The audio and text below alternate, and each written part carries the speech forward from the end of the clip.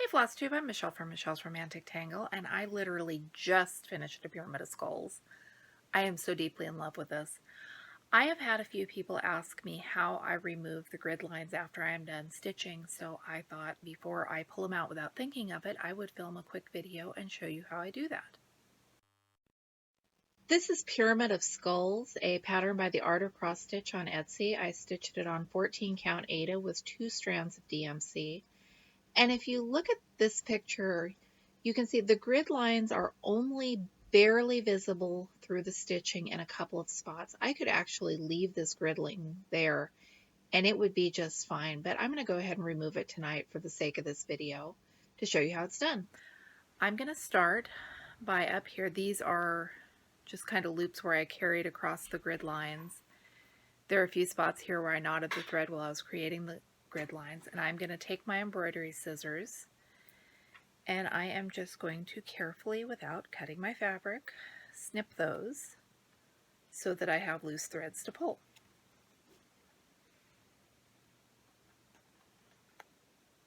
And one of the tricks to pulling grid lines is that you have to be deliberate and patient about it.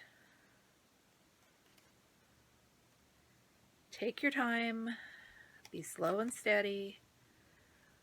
Most of the time it works out just fine. Sometimes I do have lines that get stuck, and on a project like this one, first of all, I am sure that there are spots where I stitch through my thread because this thing was a little brutal to stitch.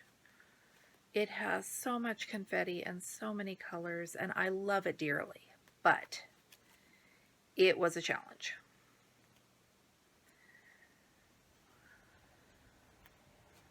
So I grab one loose end. I make sure the other end is not still attached, because pulling on an end that is still attached is going to get you nowhere but frustration. And I just gently pull.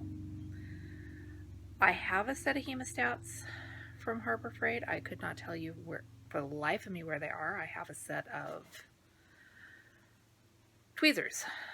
Could not tell you for the life of those where those are. I usually just, as long as I leave these long enough to get a decent grip on them, these threads, for the most part, slide right out. And what that is, 5 or 6 in a row that I've got out without any trouble at all. Now watch, I will jinx myself and start having horrible, horrible problems.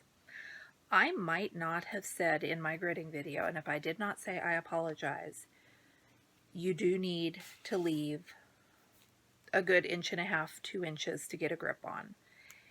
And on a couple of my projects, because I've picked up my stitching after putting it up for years and years, I forgot about that. I have got some where my grid lines end a little too closely to the stitching, and once or twice I've regretted that. But it's not the end of the world. Very little in counted cross stitching is the actual end of the world.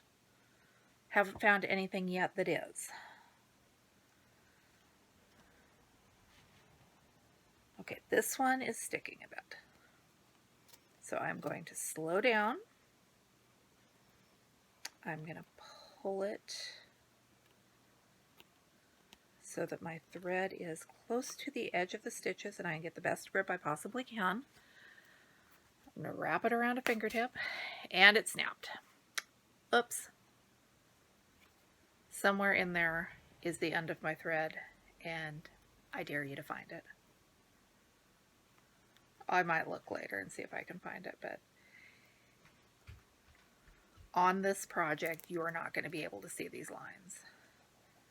And that's like one snap thread out of I don't know how many lines here. Unless you have white stitching or a very light color, it really, the grid lines don't show through that much.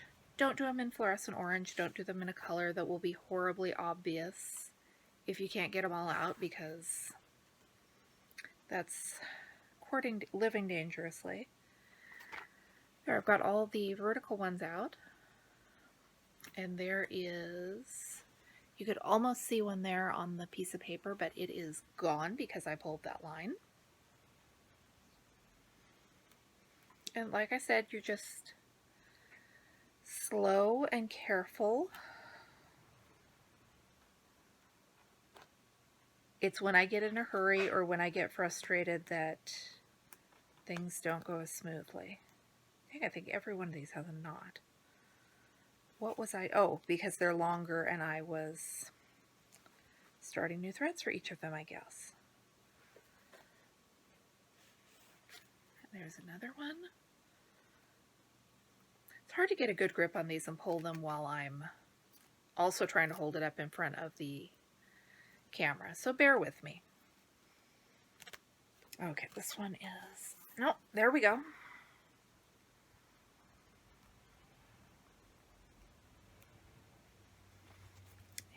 And my end on that one loose? Nope, my end on that one still has a knot. Check and double check. Pulling really hard and then finding out that there's a knot on the end and you've gathered your stitching is a little frustrating and makes you feel a little bit silly.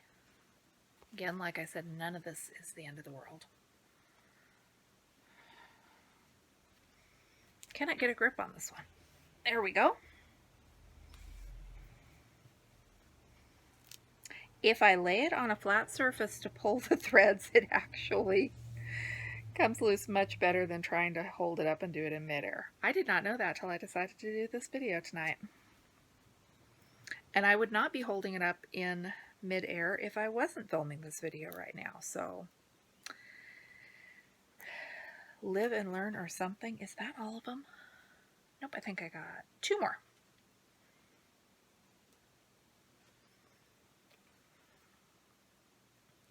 If you have a piece that is only partial coverage, yes, you'll have threads showing between your stitches. And that is okay because if your threads break, there is more of a chance that you can pull, like snip it in a spot where the thread is exposed and then pull from either end. There are lots of ways to do this. It is easy peasy, and oh my gosh, I cannot believe. Did I break one thread in this entire process? My grid lines are out. My stitching is unharmed. I was a little apprehensive about this one because my back is a train wreck. I don't know if you could do a project like this with a neat back. I personally can't do a project like this with a neat back, and by the time I got to where I was filling in little bits of confetti, I was running threads across 15, 20 stitches just so I didn't have to restart and end them. But all's well that ends well. This is Pyramid of Skulls. It is done. I'm going to go out shopping for a happy, beautiful frame to put it in, and I will film a close-up so that you can see what it looks like with the stitches pulled out. Here it is with all of the grid lines removed, and as you'd see, there was a spot right there where you could see the grid line through the stitches. That is gone, and the stitches are in damage. There's another spot I think up there that also